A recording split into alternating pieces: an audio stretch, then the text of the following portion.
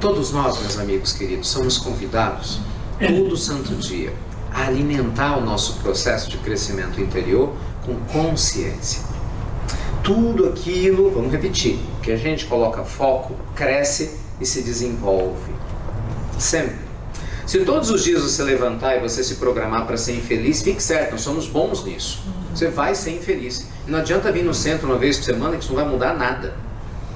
Gente, se vir em centro, templo religioso, por si só, mudasse alguma coisa, todo beato era iluminado. Claro. Entendeu? Nada disso. O que faz a diferença é a transformação interna. Por isso o nome, reforma íntima. É de dentro para fora. É a hora que eu falo, meu Deus, eu fiz muita besteira na vida, mas eu sei que eu preciso me perdoar, Senhor. Ai, e eu quero dar o primeiro passo para me perdoar. O Senhor me ajuda? Espiritualidade amiga, vocês me ajudam? E eu dou o primeiro passo? Ah, eu sei que eu só dei um passo, mas agora eu já dei um. Vocês me ajudam a dar o segundo? Vocês me ajudam a dar o terceiro? Vocês me ajudam a dar o quarto? Um dia eu acordo e mudei a minha história. Sabe quem fez isso? Saulo, virando Paulo. Maria de Magdala, virando Maria. Quantos? História do Dr. Bezerra. O Dr. Bezerra, quando era Zaqueu, era uma coisa. Olha o portentor espiritual. Muita gente não sabe, né? Zaqueu, lembra Zaqueu que subiu um sicômoro, um baixinho, folgado, que cobrava muito imposto, era malandro, era exatamente porque queria ver Jesus passando, por causa de uma serva que falou, o senhor precisa conhecer Jesus, ele curioso, foi lá para cima, Jesus, bora, 10, Zaqueu, bora, vou lá para tua casa. E ninguém nunca soube o que ele falou para Zaqueu. Quando ele saiu, Zaqueu vendeu, falou assim, pode ficar sossegado, eu vou vender a parte que me cabe. Né? Todas as pessoas que eu lesei, eu vou distribuir 4 vezes mais, dou 50% da minha fortuna. E a partir dali, Zaqueu só cresceu. Mas não foi na mesma existência que ele virou o Dr. Bezerra. Foi um processo. Emmanuel, até 2000 anos atrás, porque para a história humana, gente, 2000 anos não significa nada. É muito rápido. É tempo para nós, com existência de 80 anos que... Uau, viveu muito. 2000 anos? Não é nada perante a eternidade. Quem que era Emmanuel? Um senador arrogante. Não é? Meio estúpido, grosseiro. E olha só a importância que esse amigo espiritual tem hoje, né? No desenvolvimento, no andamento da evolução do nosso planeta.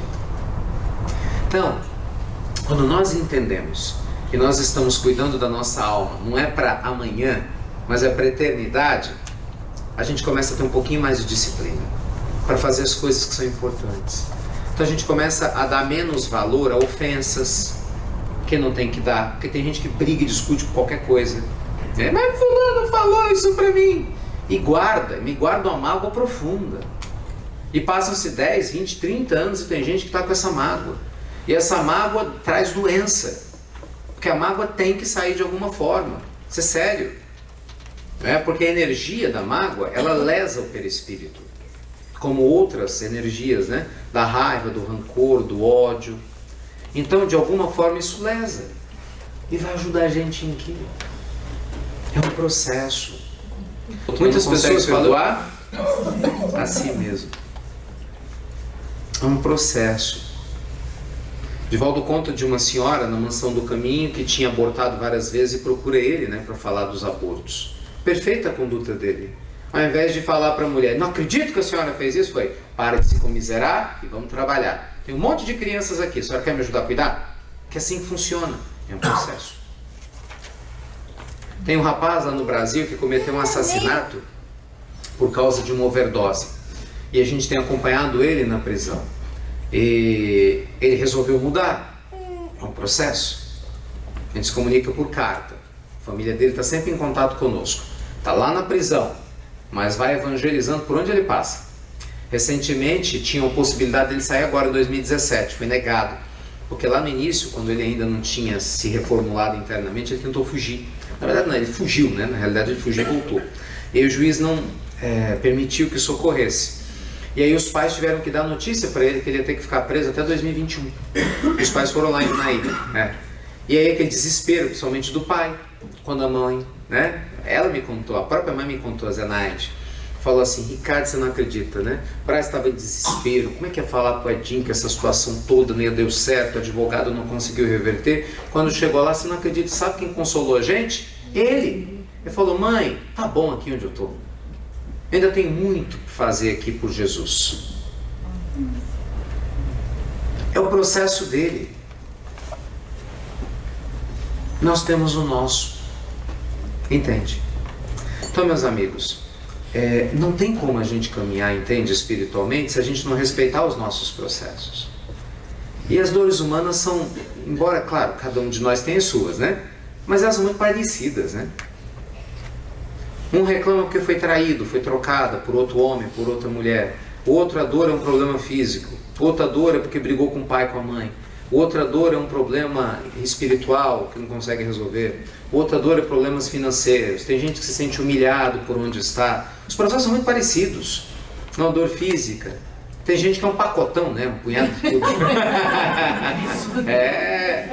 Tem gente que é um gênio daquele jeito, né? Complicadíssimo, cabeça dura. Quer dizer, nem a própria pessoa dá conta dela mesma. Aí tem pessoas que se sentem confusas. A queixa: eu não sei o que eu vou fazer da minha vida, meu Deus. Estou extremamente confuso. Por quê? Porque ele entendeu que é um processo.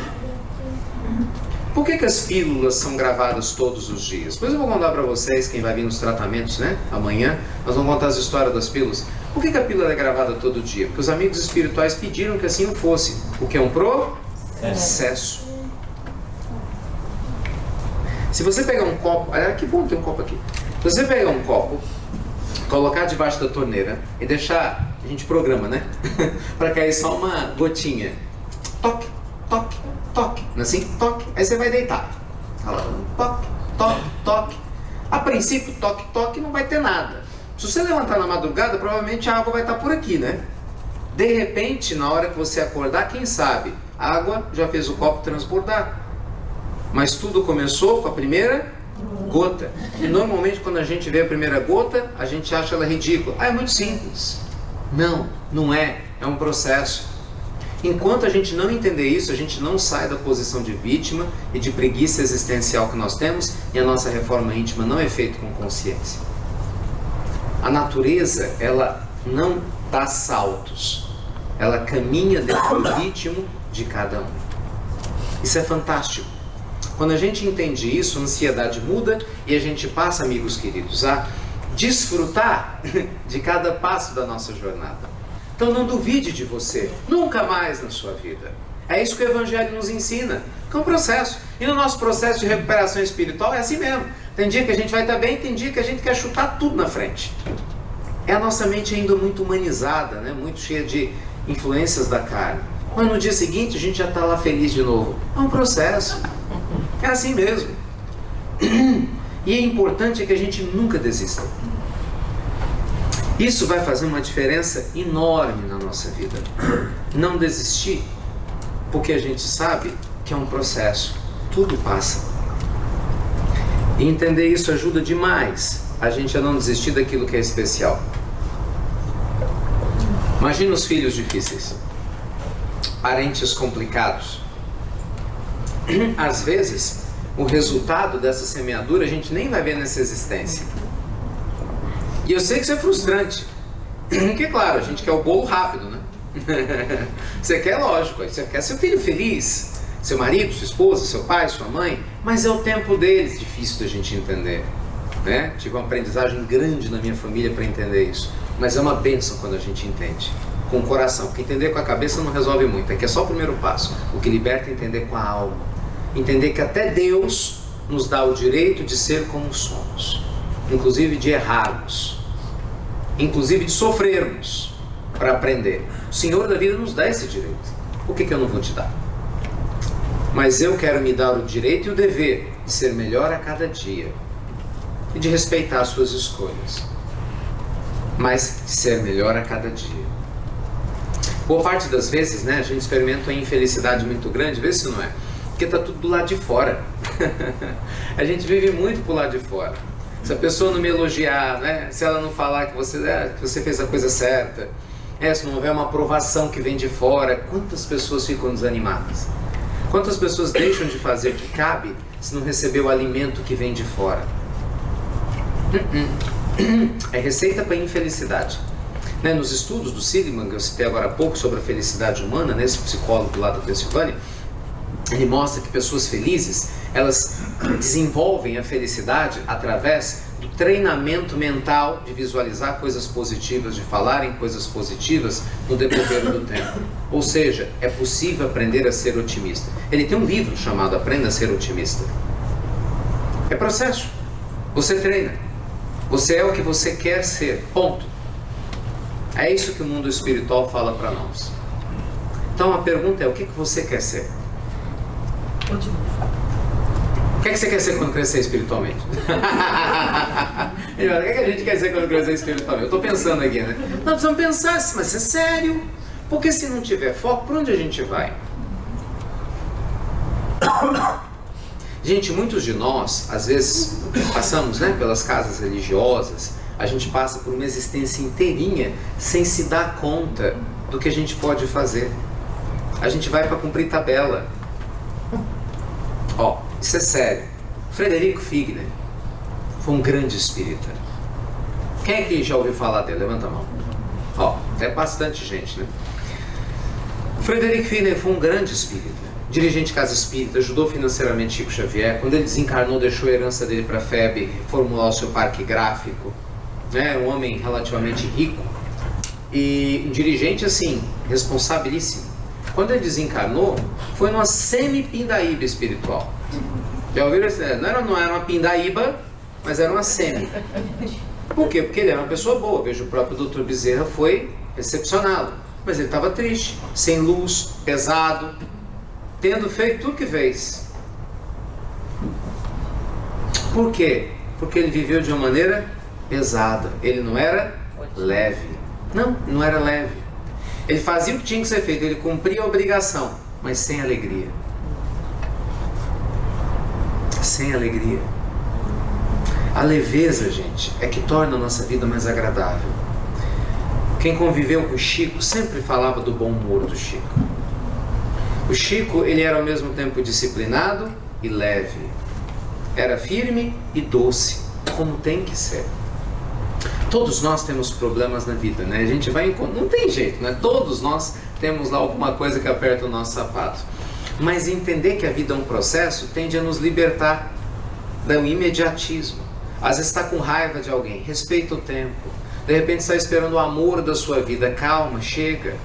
Depende do que você chama de vida. Se for essa, eu não sei. É verdade, uai. Não é verdade? Um amigo espiritual, muito bem-humoradamente, ele fala: vocês aí ficam nessa história de querer uma gêmea, rapaz, do jeito que a coisa tá brava, você achar uma alma prima, tá de bom tamanho.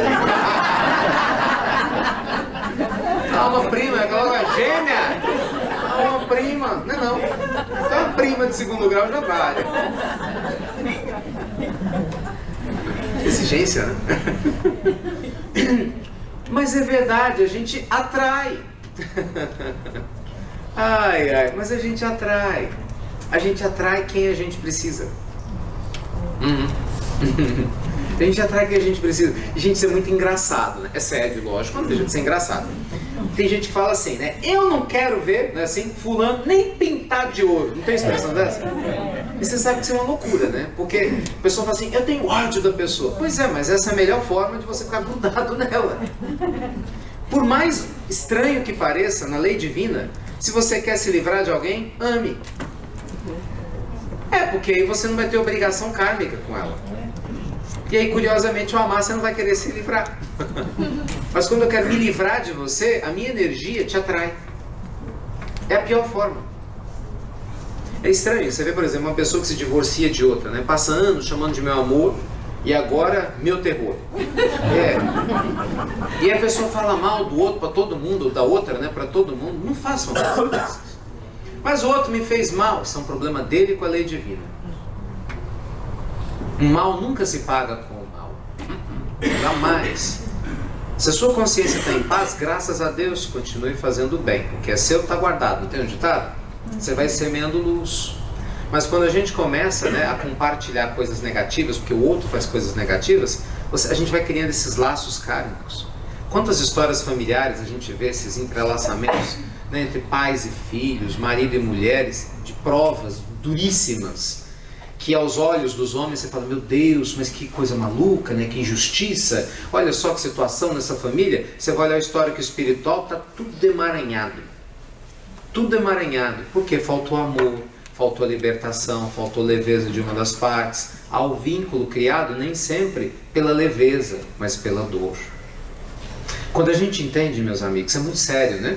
Que a vida é um processo, a gente passa a ser um autor consciente daquilo que a gente quer fazer.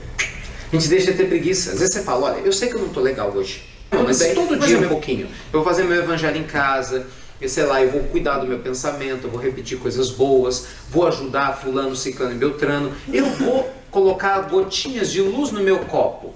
Meu copo pode ser pequenininho, mas eu vou colocar gotinha, pode ser pequenininha, mas eu acredito no processo divino, que daqui a algum tempo eu vou estar em paz. E é impressionante, porque quem faz assim fica em paz antes do tempo que imaginava ficar. É sempre assim. Já as pessoas ansiosas e intempestivas que querem tudo para ontem, meio-dia, são aquelas que mais sofrem. Veja se não é. É quem mais desiste. Confie na vida.